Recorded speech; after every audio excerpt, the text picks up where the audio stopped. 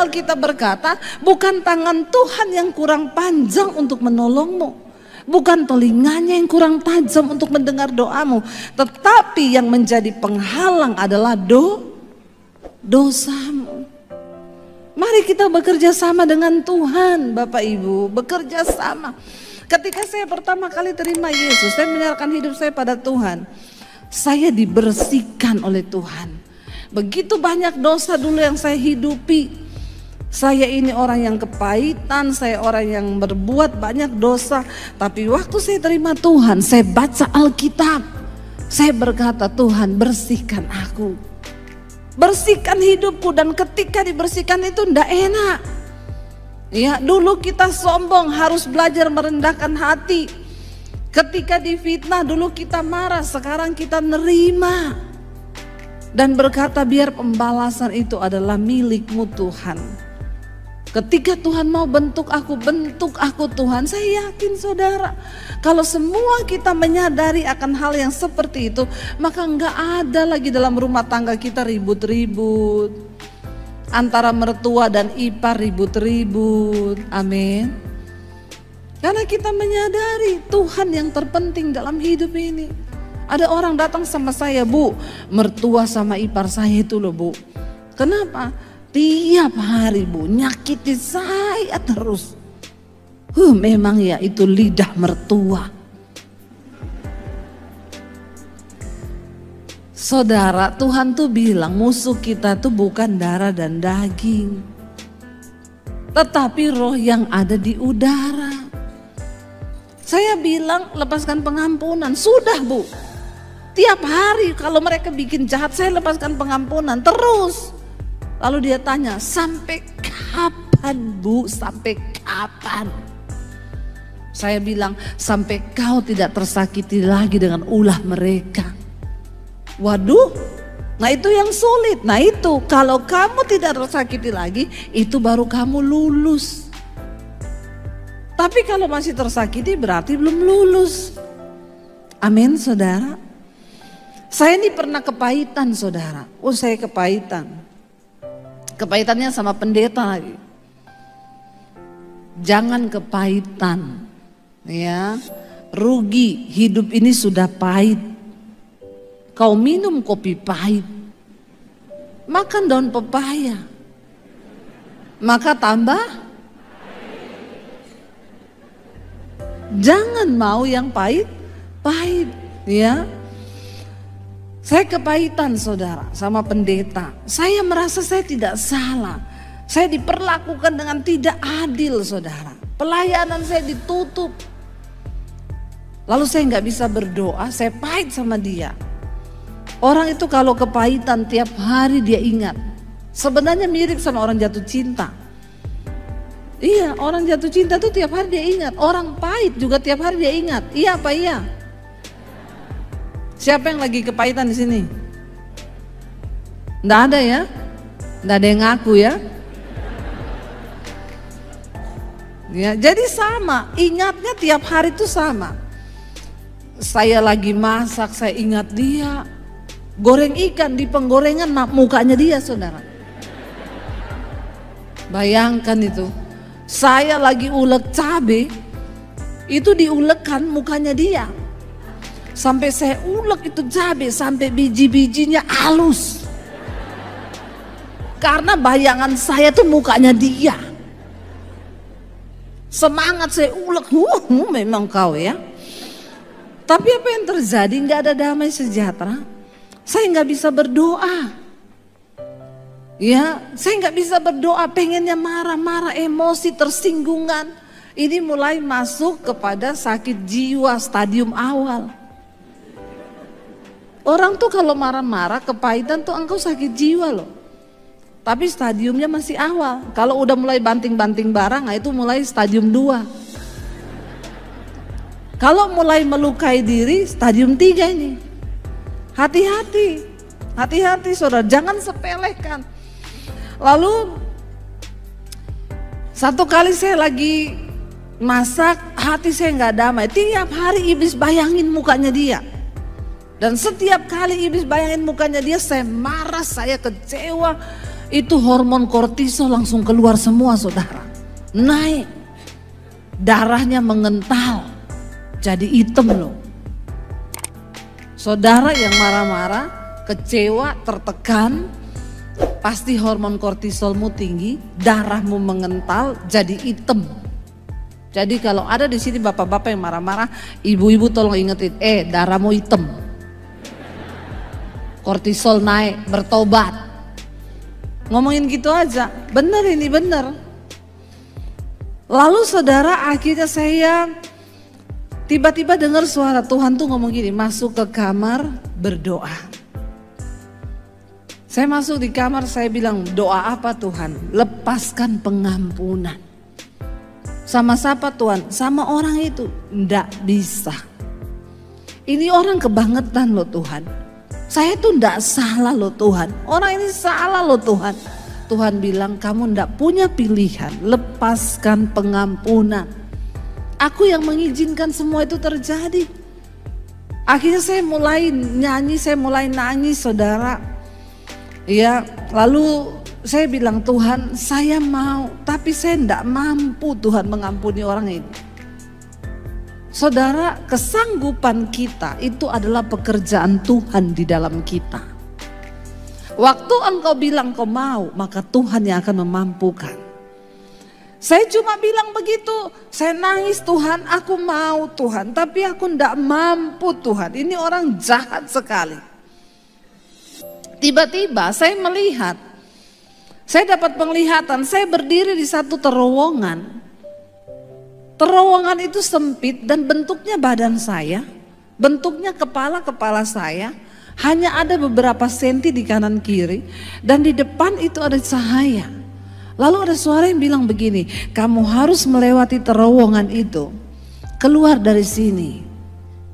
Jangan banyak gerak, jangan banyak tingkah supaya kepalamu gak kejepit, kamu mati.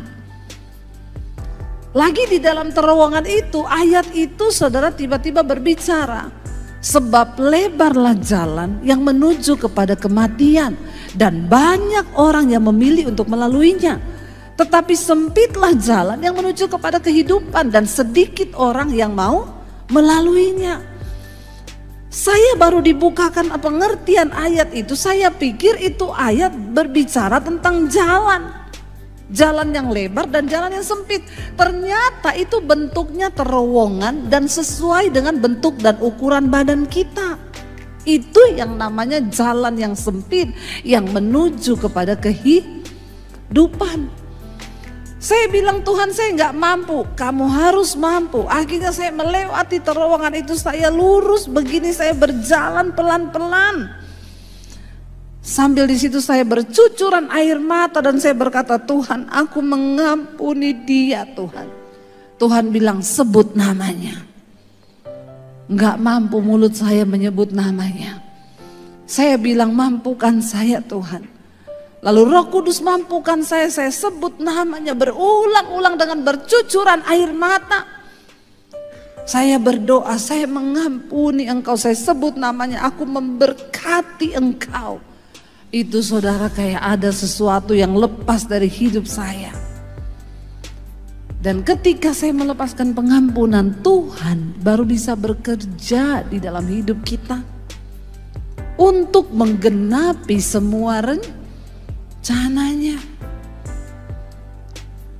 Ketika pandemi datang, saya itu udah gak tahu mau bagaimana. Waktu saya bilang sama suami, yang terburuk adalah kita jual rumah di Jakarta, kita pulang ke Solo. Karena suami saya orang Solo. Saya Sulawesi. Ya. Saya bilang kita jual rumah di Jakarta, kita pulang ke Solo. Karena nggak ada pegangan hidup. Pandemi datang. Kami berdua itu hidup melayani Tuhan, full heart dan full time. Tapi bukan full time di satu gereja dan digaji. Kami benar-benar hidup dengan iman. Saya itu baru menyadari sekarang ini, kok yo kita ini orang Jawa bilang tuh yo kok kewanen yo. Kita ini nggak ada slip gaji loh tiap bulan. Benar-benar hidup bergantung dari Tuhan. Sampai kalau mau kredit apa-apa di bank ditanya, slip gajinya mana Bu? Enggak ada. Loh ibu ini ada gaji? Ada. Kenapa enggak ada slipnya? Enggak ada. Gajinya dari mana? Dari sorga Mas. Terusnya Masnya bilang, lah terus slipnya dari mana Bu? Slipnya dengan iman Mas. Dia bilang kebetulan bank belum terima slip dengan iman Bu. Karena pemimpin kami tidak beriman. Jadi tidak bisa. Jadi saya ini setiap kali mau beli apa-apa enggak bisa kredit saudara. Karena memang enggak ada slip gaji. Saya tuh baru menyadari, iya ya kita berdua ini hidup tanpa slip gaji loh. Tapi disitulah kami melihat kebesaran Tuhan yang dahsyat dan luar biasa dalam hidup kami. Itu Tuhan saudara, itu Tuhan benar-benar. Ya. Sampai kemarin itu pas pandemi saya bilang sama suami yang terburuk kita nih jual rumah karena saya nggak punya tabungan. Ya kalau orang masih punya tabungan masih agak aman lah ya. Ini kita nggak punya tabungan saudara. Saya tidak punya investasi apa-apa, nggak punya emas batangan, punyanya Mas Daniel. 80 kilo. Tapi tidak laku Pak kalau dijual Pak. Dan memang tidak saya jual karena itu koleksi pribadi. Tidak boleh dijual ya. Jadi kami bingung, ini hidup mau bagaimana, pandemi datang rasanya aduh ya. Bagaimana ini ya kita mau berjalan hidup ke depan. Saya bilang ya udah kita jual rumah. Tapi saya juga berkata kepada suami saya, bagi Tuhan gak ada yang mustahil. Saya itu bikin YouTube saudara, itu tahun 2019 tuh baru aktif YouTube saya. Saya dapat suara Tuhan tuh begini, cepet ambil alih dunia media. Kita kan gak tahu mau datang pandemi ya. Ambil alih dunia media, beritakan Injil di situ. Saya bilang, aduh media itu di mana ya? Saya bilang sama suami. Tuhan suruh kita ambil alih dunia media. Kata suami saya berarti TV. Ya udah kita pergi tanyalah di TV swasta di Jakarta. Kalau saya mau syuting di sini berapa? Ibu syuting pakai studio kami, pakai peralatan kami, semua dari kami. Satu kali syuting itu 6 juta ibu bayar. Terus ibu harus minimal punya 10 episode, berarti 60 juta. Saya bilang terus itu udah pasti tayang, belum. Lah terus saya syuting buat apa Mbak? Ya memang itu Bu, begitulah. Kita punya memang begitu prosedurnya. Ya saya mundur terhormat saudara. Kenapa? Pertama saya nggak punya uang 60 juta. Akhirnya saya mundur terhormat, ya sudahlah Tuhan terserah. Saya terus bawa dalam doa, Tuhan bilang, ambil alih dunia media, cepat beritakan Injil. Tahun depan aku akan berikan kepadamu tuaian bangsa-bangsa dan berkat bangsa-bangsa. Saya tuh nggak tahu itu apa. Saya cerita ke suami, suami juga bilang terlalu halu kali. Halu loh kau itu loh, berkat bangsa-bangsa, tuaian bangsa-bangsa. Iki kita nih mikir sing di depan mata ini aja nih bingung loh. Saya pikir iya juga ya, tapi kenapa saya dapat itu dari Tuhan? Lalu akhirnya ya sudahlah saya pelayanan di Bali ketemu dengan mami saya ajak mami saya ketemu satu orang di kafe. Mereka lagi syuting, saya tanya ini syuting buat apa ya? Ini syuting buat TV Bu, di mana? Di YouTube. Saya seperti menemukan sesuatu gitu, produsernya di samping saya tanya, oh di YouTube, emang bisa ya Pak? Oh sekarang semua artis udah beralih ke YouTube Bu. Saya bersemangat sekali kan, jadi saya tanya, berarti saya juga bisa ya bikin YouTube ya Mas ya? Dia ngeliat saya begini. Semua juga orang bisa, ibu punya konten apa? Yang terpenting itu konten Bu. Saya bilang biasa aja keles. Orang saya cuma tanya loh, ngajak berantem ya ini Mas ini ya. Akhirnya saya bilang, Mas, dia lagi buka YouTube, coba lihat ketik di YouTube nama saya Mas Debbie Basir. Emang ada, ketik aja. Apa? Saya ajuin Delta Echo Bravo Bravo Yankee. Dia ketik saudara, Debbie Basir. Oh ibu ini pengkhotbah, ibu ini pendeta ya? Iya. Ini ada sih khotbah ibu tuh yang nonton sampai ratusan ribu. Berarti saya bisa bikin YouTube.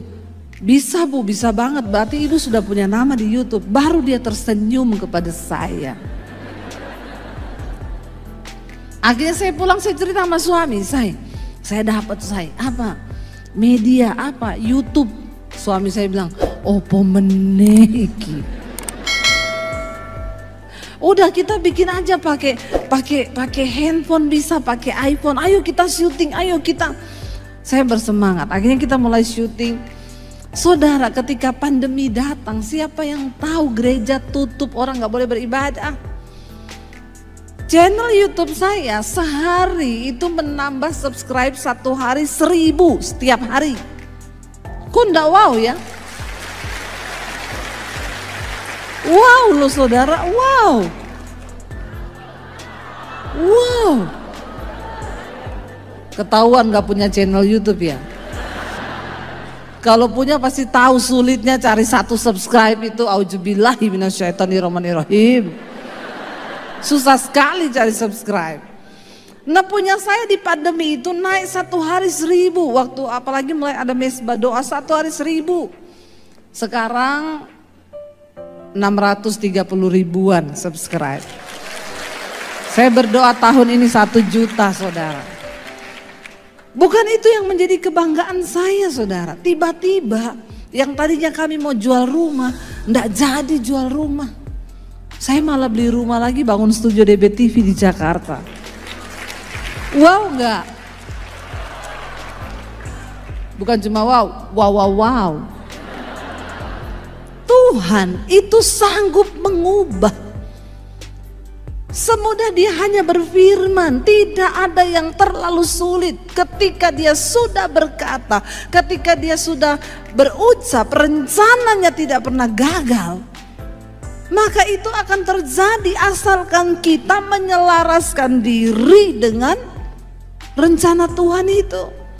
Jalani prosesnya, bayar harganya. Lalu saya melihat bagaimana Tuhan mengubah hanya semudah dia berfirman. Bahkan di tengah masa pandemi, Tuhan izinkan kami membangun puluhan gereja di desa-desa. Gereja-gereja yang terbengkalai tidak bisa bangun, saya nggak lihat denominasinya apa, pokoknya bangun.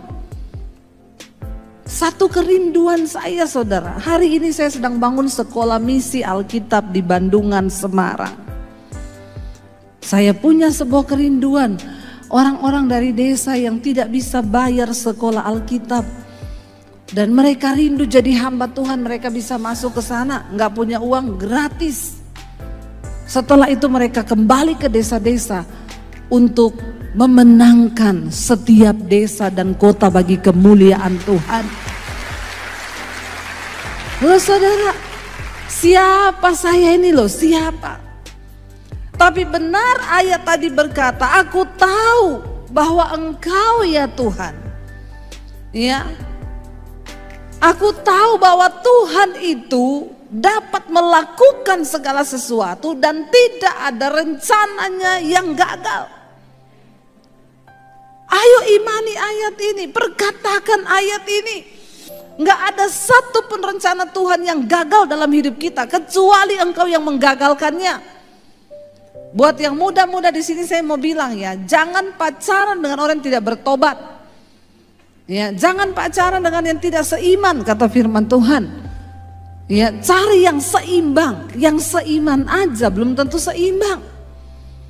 Ya, ada yang datang sama saya, Bu, gimana nih ya pacar saya itu begini-begini, putus saja saya bilang. Tapi saya sudah terlanjur cinta, Bu. Saya bilang pret. Makan tuh cinta. Ini waktu saya sudah habis ya, sudah 00 loh. Padahal ini baru pembukaan loh.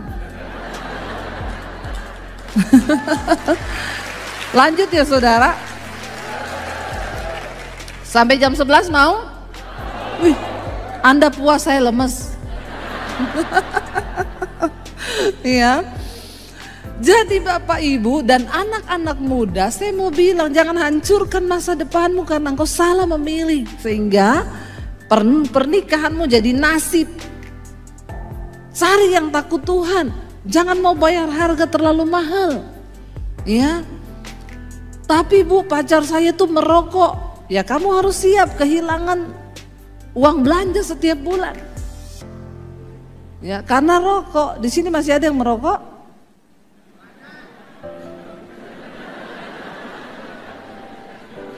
Nggak usah angkat tangan, nggak usah. Saya bisa lihat dari sini yang masih merokok ini. Kepalamu ada asap. Ya. Jangan merokok. Nanti tanya, ayatnya di mana Bu? Di mana di Alkitab ditulis? Tidak ada di Alkitab, di pom bensin besar. Baca saja di pom bensin. Kalau di pom bensin saja Anda tidak diterima, apalagi di sorga. Amin. Ada orang Ambon kejar saya di mall waktu di Jakarta. Saya khotbah begitu kan, pulang dia kejar saya di mall. Ibu pendeta, ibu pendeta. Saya bilang, ada apa ya? Sangar, orang Ambon ini sangar saudara. Seng makan mati, makan seng juga mati dia. Ya, dia bilang, ibu pendeta. Iya. Tadi ibu khotbah soal rokok tuh. Iya, kenapa? Saya tuh paling jengkel kalau ada pendeta. Beta jengkel kalau ada pendeta khotbah soal rokok. Emangnya beta beli rokok itu minta uangnya pendeta? Terus saya bilang, jadi Bapak ini masalahnya apa ya? Apa masalah Bapak dengan saya? Tapi tadi beta dengar ibu pendeta bilang sedangkan di pom bensin kita tidak diterima, apalagi di surga. Masuk akal itu ibu pendeta. Masuk akal itu ibu pendeta. Kadang-kadang memang kita ini khotbah gak usah pakai bahasa tinggi-tinggi. Pakai yang sederhana aja biar orang masuk. Terus saya bilang, oh iya terus jadi bagaimana Pak? Beta pikir-pikir, betul itu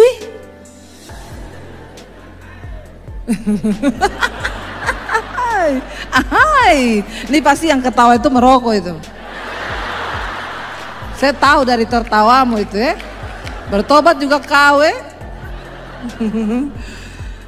Jadi saya bilang, jadi sekarang Bapak ini apa? Bapak punya respon setelah mendengarkan khotbah saya. Ibu pendeta, beta mau berhenti merokok ibu. Ini khotbah yang paling mengena sama beta Di pom bensin beta tidak diterima, apalagi di surga. Terus saya bilang, iya terus jadi ibu berdoa dulu buat beta supaya beta cepat berhenti merokok. Pak, biar saya tumpang kaki sama Bapak.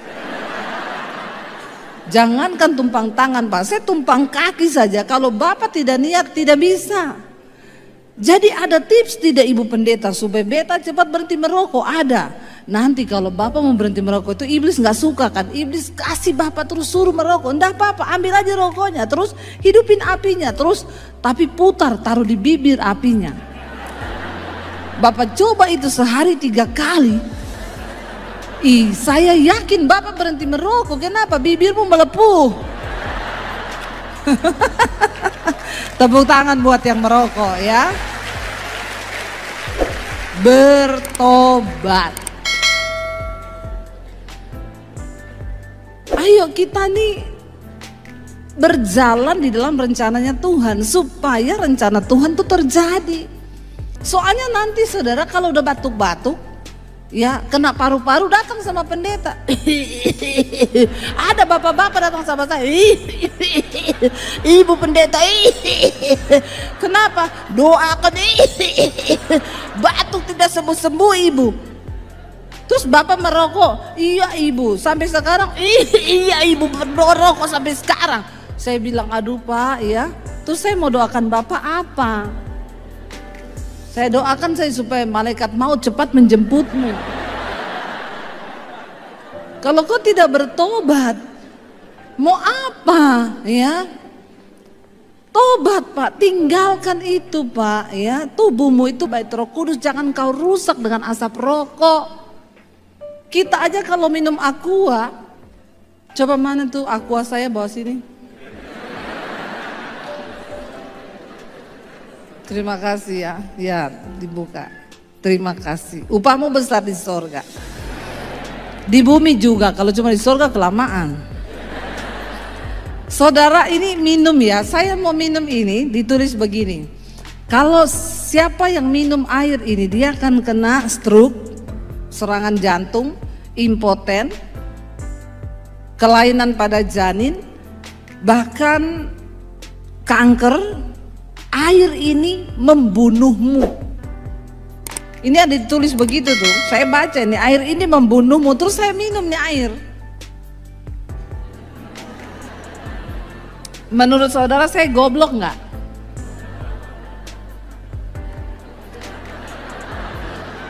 Jangan kau mengusik hamba yang diurap.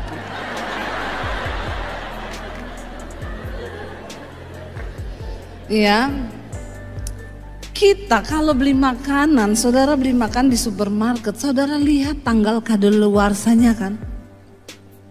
Kenapa? Takut keracunan. Lah orang itu di rokok ditulisin, siapa yang merokok kena kanker, serangan jantung, impoten, stroke, bahkan rokok itu membunuhmu. Lah kok yo merokok lo, goblok gak? Nggak usah pakai bahasa yang manis-manis sekarang. Yang merokok itu goblok kan? Jadi cewek-cewek kau pacaran sama pria goblok? Wanita super hanya untuk pria super.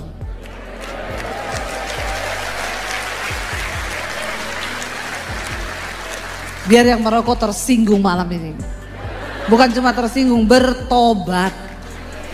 Yesus berkata, satu kali orang Farisi datang kepada Yesus ngomong begini, Tuhan, hukum mana di dalam hukum Taurat dan kitab para nabi yang harus aku lakukan supaya aku ini masuk surga? Yesus berkata, semua hukum Taurat dan kitab para nabi kalau disimpulkan cuma dapat 2 hukum.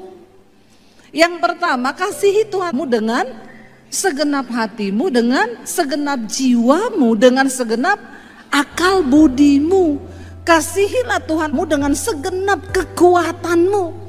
Nah, orang yang merokok itu kira-kira mencintai Tuhan dengan akal budi apa enggak?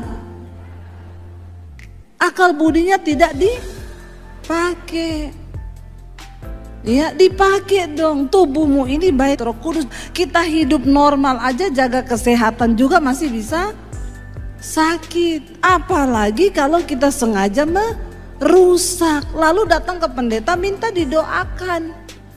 Saya bilang enggak usah Pak, terusin aja rokokmu sampai kau mati Pak. Ya, enggak usah main-main sekarang sama jemaat itu. Kita kasih tahu yang benar, tobat, bertobat supaya hidupmu itu diberkati Tuhan.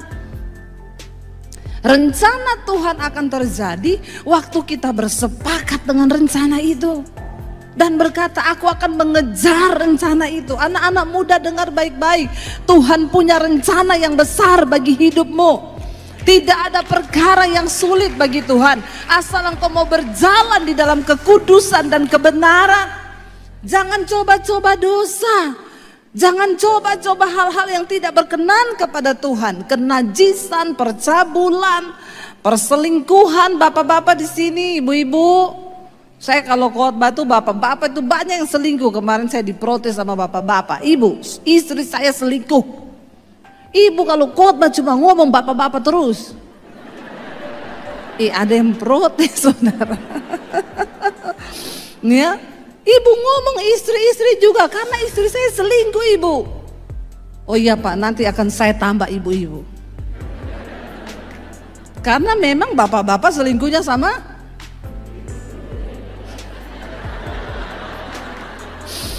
Saya pikir iya betul juga ya. Tapi sekarang banyak yang aneh-aneh juga saudara. Ibu-ibu, Bu, suami saya selingkuh Bu. Tiap malam chattingan. Satu kali dia ketiduran Bu. Terus HP-nya itu dalam keadaan online, lepas dari tangannya. Saya baca Bu, dia sayang-sayangan Bu sama siapa? Bambang Bu. Oh Tuhan tolong. Gak ada nama Bambang kan di sini? Maafkan saya Pak, jangan kepahitan ya. Itu hanya kebetulan. bukan faktor kesengajaan. Lampu sudah mati ini? Berarti sudah selesai? Biasa tanda-tanda begitu. Saya ini sudah jauh-jauh datang dari Jakarta ya. Hampir tidak jadi datang lagi. Akhirnya tadi dari Surabaya 1,5 jam ke sini loh. Sudah ngebut-ngebut, masa sudah mau disuruh berhenti ini?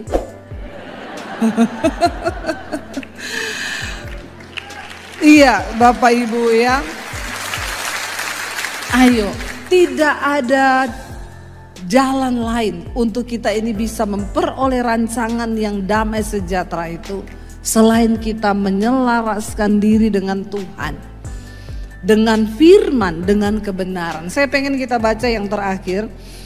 Setelah ini kita akan masuk dalam hadirat Tuhan, dan kalau ada saudara yang mau didoakan, saudara boleh angkat tangan dan kita akan berdoa bersama. Mari kita buka Ulangan pasal yang ke-30, kita baca mulai dari ayat yang ke-11 saja. Ulangan 30 ayat yang ke-11, saudara, firman Tuhan berkata di sana, kalau saudara baca di Alkitab itu judul perikopnya kehidupan dan kematian. Hari ini Tuhan membentangkan di depan kita kutuk atau berkat, kehidupan atau kematian. Baca bersama, 1, 2, 3. Sebab perintah ini yang aku perintahkan kepadamu pada hari ini tidaklah terlalu sulit bagimu ataupun terlalu jauh. Ayat 12, dia tidak berada di langit sehingga dikatakan siapa yang akan naik ke sana untuk mengambilnya bagi kita supaya kita dapat mendengar dan melakukannya. Dia tidak di seberang laut sehingga dikatakan siapa yang dapat menyeberang ke seberang laut untuk mengambilnya bagi kita sehingga kita dapat mendengarkan dan melakukannya. 14, sebab firman itu sangat dekat denganmu, yaitu di dalam mulutmu dan di dalam hatimu untuk amin saudara. Ayat ini berkata kunci sukses bagi kita. Firman itu enggak jauh, tidak di langit tempatnya, enggak di seberang laut sehingga engkau berkata terlalu tinggi dan terlalu jauh. Sebab firman itu sangat dekat denganmu, yaitu di mana? Di mulutmu dan di dalam hati untuk bukan cuma untuk dibaca, bukan cuma untuk didengar, bukan cuma untuk dihafal, tapi untuk dilakukan, kata firman Tuhan. Lihatlah, aku memperhadapkan kepadamu pada hari ini apa? Kehidupan dan keberuntungan, kematian dan kecelakaan. Yang pada hari ini kuperintahkan kepadamu untuk mengasihi Yahweh Elohimmu, untuk hidup dalam jalan-jalannya dan untuk memelihara perintah-perintahnya, ketetapan-ketetapannya dan peraturan-peraturannya, dan engkau akan hidup dan bertambah banyak, dan Yahweh Elohimmu akan memberkati engkau di negeri yang kau masuki untuk memilikinya. Amin saudara. Tuhan itu gak minta yang kita gak bisa loh. Mari kita menjadi orang Kristen yang sungguh-sungguh menjadi pelaku-pelaku firman. Jangan cuma orang Kristen yang pulang pergi duduk bikin panas kursi gereja, pulang gak ada perubahan. Hidupnya begitu-begitu terus, yang kepahitan tetap kepahitan, yang bersinah tetap bersinah, yang mabok tetap mabok, yang judi tetap judi, yang merokok tetap merokok, yang kata-katanya kotor tetap seperti itu. Bertobat dan berubahlah. Ayat ini berkata, hari ini Tuhan perhadapkan di depan kita, engkau mau stres atau berkat? Engkau mau diberkati atau engkau mau hidup dalam penderitaan? Hari ini Tuhan bilang, ku perhadapkan kepadamu ada kehidupan dan keberuntungan, tapi juga ada kematian dan kecelakaan. Berhentilah hidup di dalam kecelakaan karena salah pilih jalan, salah pilih jodoh, salah pilih pekerjaan, salah terus. Kenapa? Karena engkau tidak pernah belajar untuk hidup mengandalkan Tuhan. Hari ini bilang, Tuhan, kami mau menjadi pelaku firman-Mu. Kami mau belajar karena kami tahu Tuhan yang lebih tahu apa yang terbaik bagi kami. Hari ini kita mau datang kepada Tuhan, saya undang para imam musik maju ke depan. Bapak Ibu, Tuhan sudah membentangkan rencana yang besar di depan kita. Saya tidak akan pernah bisa mengalami bagaimana apa yang saya alami hari ini kalau saya tidak bekerja sama dengan Tuhan untuk berjalan dan menggenapi setiap firman itu. Tuhan punya rencana yang besar atas hidupmu. Bagi Tuhan tidak ada yang sulit. Saudara butuh apa? Dia cuma berfirman loh. Saya ini bukan hanya bicara, saya mengalami Tuhan itu. Saya mengalami janji-janjinya. Tapi memang harus ada harga yang kita bayar. Datang di dalam ketaatan kepada Tuhan. Kita mau bilang malam ini, kami tahu Tuhan, Engkau yang lebih tahu apa yang terbaik bagi hidup kami.